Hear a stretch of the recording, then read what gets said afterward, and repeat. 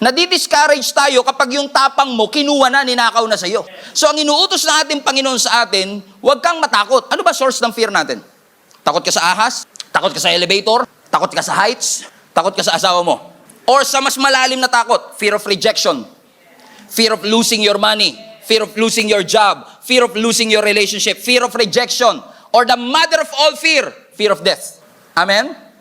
Takot ka ba sa ahas? Pero napansin niyo ba, hindi lahat ng tao takot sa ahas? May mga taong hindi takot sa ahas. So takot ako sa heights, pero yung iba hindi takot sa heights. So walang problema sa heights. Walang problema sa ahas. Sila lang yung naging object ng aking fear kasi doon ko nilagay yung fear ko.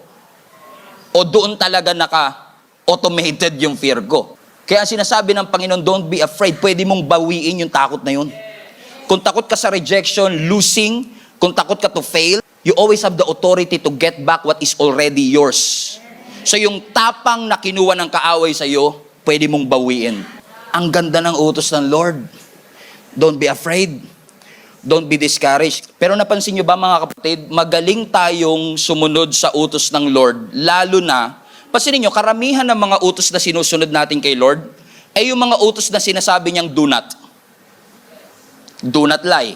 Do not commit adultery. Do not covet. Do not fear. Do not be discouraged. Pero tignan nyo uli yung verse. Yan lang ba talaga yung utos? Yung don't be afraid at don't be discouraged?